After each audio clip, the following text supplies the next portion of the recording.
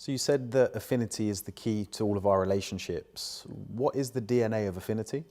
So affinity is defined as the distance between people.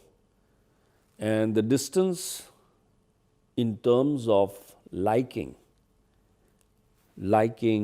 affection, respect, all of these get combined in this space called affinity. And affinity has a whole range.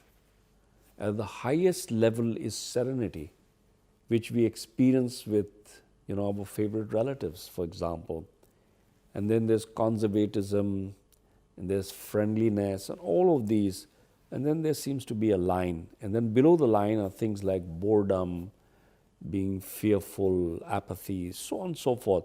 So depending on the level of affinity that exists between you and somebody else, to that extent the other person is predisposed to help and support you.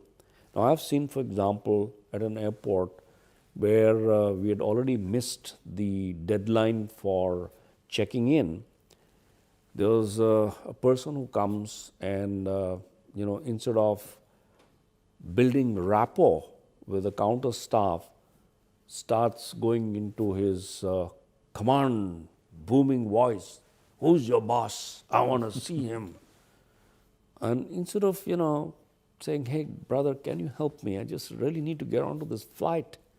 But he's not willing to even consider the first step of creating that agreement and creating that discretionary effort that this person.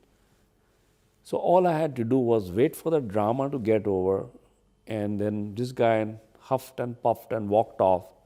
And I just turned on to the counter staff and say, "You know what, I don't care whether you put me on the flight or not, but brother, I want to say thank you for having to bear the brunt of people like us, who once come late, and two, we get onto this high horse."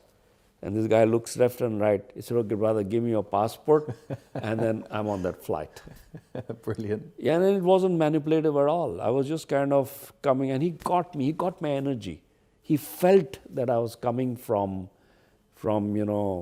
empathy, empathizing with his world.